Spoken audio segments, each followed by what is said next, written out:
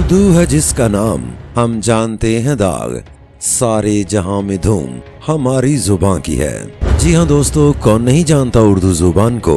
शहद से मीठी और चंबेली से ज्यादा खुशबूदार, अमीर खुसरू से मीर तकी मीर, ख्वाजा मीर दर्द, ज़ौक़, गालिब, दाग से होते हुए फिराक और फिर जोश, किस किस का नाम लीजिए जो दम भरते हैं उर्दू जुबान का कि सारे जहां में धूम हमारी जुबान की है। कहते हैं उर्दू की इब्तदा 11वीं और 12वीं सदी ईस्वी में हुई, जब बर्रे सगीर पाको हिंद में तुर्क, अरब, फारसी और मुकामी बोलियों का मिलाप हुआ। खास तौर पर दिल्ली के गिरदो नवाह में तुर्क और फारसी बोलने वाले फातिहीन ने हिंदुस्तानी जुबानों जैसे कि बुर्ज भाषा, खड़ी बोली और दीगर मुकामी जुबानों के साथ मेल जोल पैदा किया। यही मेल जोल एक नई जुबान की बुनियाद बना जिसे पहले रेख्ता कहा जाता था। उर्दू जुबान न सिर्फ बर्रे सगीर पाको हिंद के मुस्लिम मुआशरे में मकबूलियत हासिल की, बल्कि ये हिंदुओं, सिखों और ईसाइयों में भी बोली और समझी जाने लगी। उर्दू जुबान की बुनियाद फारसी रस्मुल खत पर है, लेकिन इसमें अरबी, फारसी, तुर्की, संस्कृत, हिंदी, पश्तो, सिंधी, यहाँ तक के अंग्रेजी अल्फाज को शामिल करके तकरीबन 26 जबानों के साथ उर्दू जुबान आज जदीद दौर में बोली जाती है। दूसरे लफ्जों में हम वाशगाफ अल्फाज में कह सकते हैं कि उर्दू जुबान में खुद उर्दू जुबान का एक भी लफ्ज मौजूद नहीं है। अल्फाज तो अल्फाज, उर्दू जुबान की ग्रामर, रस्मुल खत, यहाँ तक के शायरी तक के असूल भी अरबी जुबान से उधार लिए हुए हैं। यहाँ ये बात वाज़ेह रहे कि दूसरी जुबानों से आए अल्फाज उर्दू जुबान में नस्ल दर नस्ल इस्तेमाल के बाद अपनी जुबान में होने वाले हकीकी इस्तेमाल का वजूद खो चुके हैं।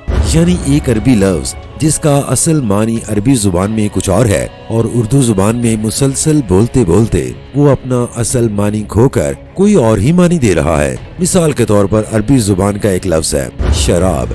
दुनिया जानती है कि अरबी जुबान में शराब लफ्ज महज पीने के लिए इस्तेमाल किया जाता है। अब वो पीना कुछ भी हो सकता है, दूध है, पानी है या कोई भी मशरूब, लेकिन हमारे यहाँ उर्दू जुबान में लफ्ज शराब का मतलब अल्कोहल लिया जाता है।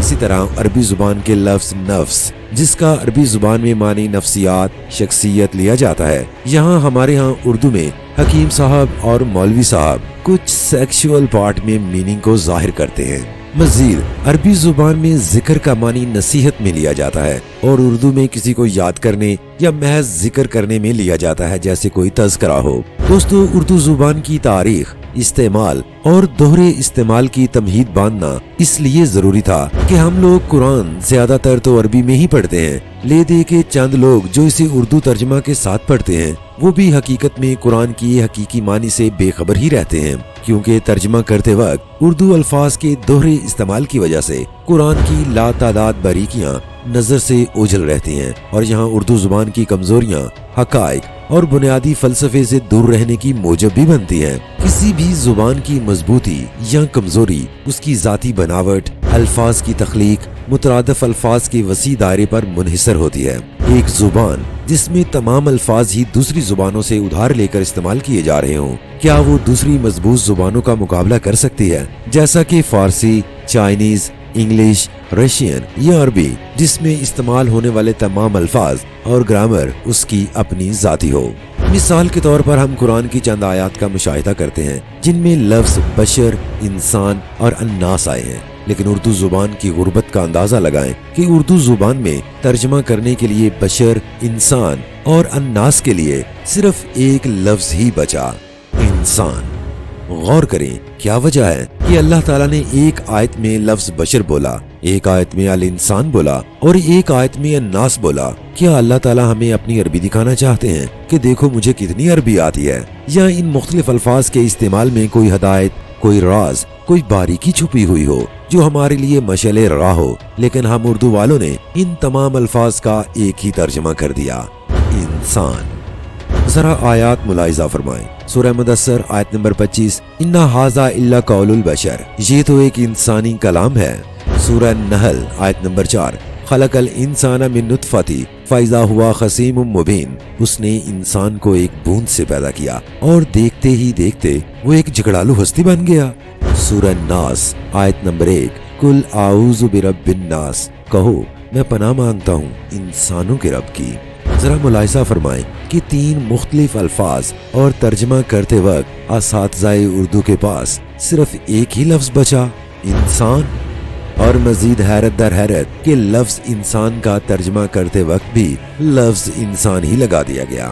آخر ہمیں کیسے پتا چلے گا کہ انسان، بشر اور الناس میں بنیادی کیا فرق ہے جبکہ ہیں تینوں ہی انسان؟ تو آئیے دیکھتے ہیں ان تینوں لفظوں کے معنی کیا ہیں اور آیات میں ان کا استعمال کس کس انداز میں کیا گیا ہے۔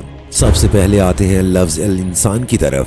دوستو، جب ہم قرآن کی ان آیات پر غور کرتے ہیں جن میں لفظ الانسان آیا ہے تو ہمارے سامنے آتا ہے کہ جب اللہ تعالیٰ لفظ انسان بولتے ہیں تو اس آیت میں انسان کی شخصیت، فطرت، چاہے وہ اچھی ہو یا بری، ساتھ ہی بیان کر دی جاتی ہے۔ ذرا غور فرمائیے گا۔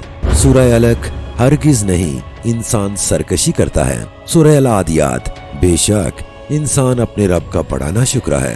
سورہ عصر، در حقیقت انسان بڑے ہی خسارے میں ہے۔ سورہ علق، انسان کو وہ علم دیا جسے وہ نہ جانتا تھا۔ سورہ تین، ہم نے انسان کو بہترین ساخت پر پیدا کیا۔ سورہ بلد، در حقیقت ہم نے انسان کو مشقت میں پیدا کیا۔ سورہ طارق، پھر ذرا انسان یہی دیکھ لے کہ وہ کس چیز سے پیدا کیا گیا ہے۔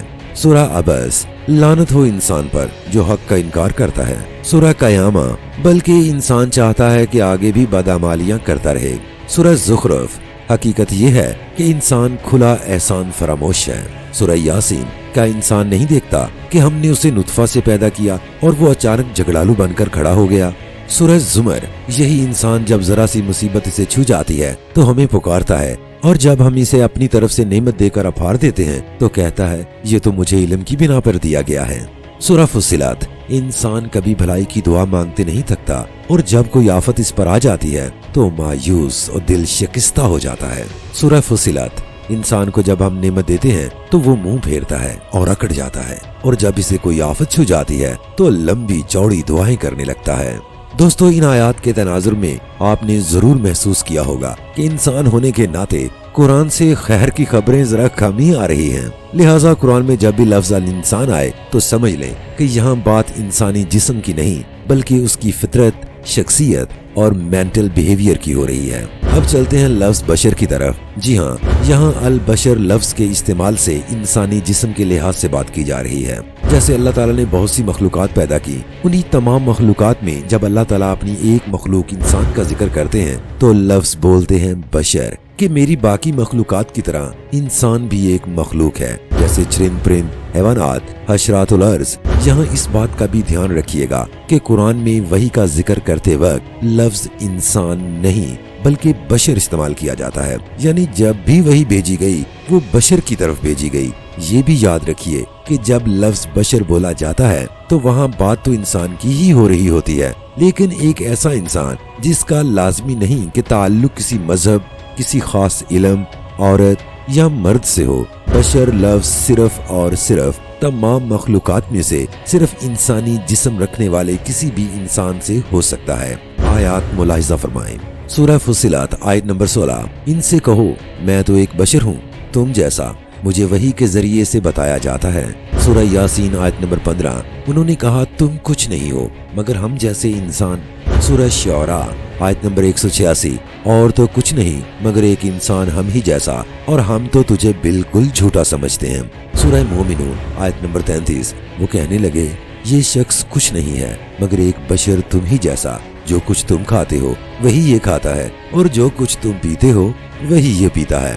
دوستو، بشر لفظ پر لا تعداد آیات ہیں جو پیش کی جا سکتی ہیں، لیکن ان 4 آیات سے بھی ہم اندازہ کر سکتے ہیں کہ یہاں بشر سے مطلب انسانی جسم اور مخلوق کے حساب سے لیا جا رہا ہے۔ یعنی لوگ اس بات کو تسلیم ہی نہیں کر پاتے کہ کوئی ہم جیسا ہو اور اللہ تعالیٰ اس پر وحی بھیجے، ہماری طرح ہی کھاتا پیتا ہو۔ انسان ہمیشہ سے سنی سنائی، جادوئی، ناممکنات اور معجزاتی شخصیت کا دل دادا رہا ہے۔ بچپن سے کہانیاں سنتے انسان کو جب حقیقت میں کوئی انسان اللہ تعالیٰ کی وحی سے آگاہ کرتا ہے تو وہ فوراً انکار کر دیتا ہے کہ ہم جیسا ہو کر تم یہ باتیں کیسے کر سکتے ہو؟ کیوں تمہارے ساتھ کوئی فرشتہ نازل نہ ہوا؟ کیوں تمہارے لیے خزانے نہ اتارے گئے؟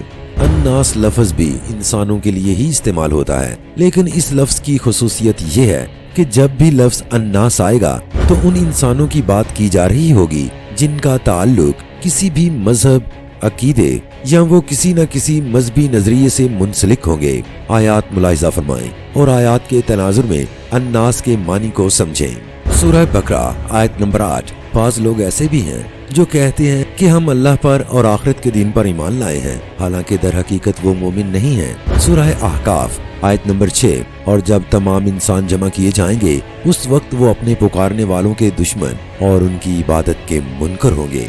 सूरह लुकमान आयत नंबर 6। और इंसानों ही में से कोई ऐसा भी है जो कलामे दिल फरेब खरीद कर लाता है ताकि लोगों को अल्लाह के रास्ते से इल्म के बगैर भटका दे और उस रास्ते की दावत को मजाक में उड़ा दे। ऐसे लोगों के लिए सख्त जलील कर देने वाला अजाब है।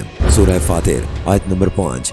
लोगो, अल्लाह का वादा यकीनन बरहक है, लिहाजा दुनिया की जिंदगी तुम्हें धोखे में न डाले और ना वो बड़ा धोखेबाज तुम्हें अल्लाह के बारे में धोखा दे नहीं पाए। मुलाहिजा फरमाएं कि अन्नास के तनाजुर में उन इंसानों से बात हो रही है जो किसी मजहब या अकीदे पर मुसलसल कारबंद हैं। लाजमी नहीं है कि अन्नास में बुरे अकायद वाले लोग भी हों। कुरान अच्छे अकायद वाले लोगों को भी अन्नास कहकर पुकारता है। लिहाजा उर्दू जुबान पर फख्र अपनी जगह, लेकिन कुरान अरबी जुबान में है ना कि उर्दू जुबान में। असल हकायक अरबी में है जिसका वजन उठाना उर्दू जुबान के शायद बस की बात नहीं। उर्दू एक अच्छी कम्युनिकेशन लैंग्वेज हो सकती है, लेकिन एक मजबूत जुबान से तर्जमा करने के लिए इंतहाई मौजू नहीं है। अपनी आखिरत पर नजर रखें जहाँ खालिदीन फीहा यानी हमेशा हमेशा वहीं रहना होगा। जन्नत या जहन्नम अरबी समझनी है या उर्दू में ही टकरे मारनी है, फैसला आपका है।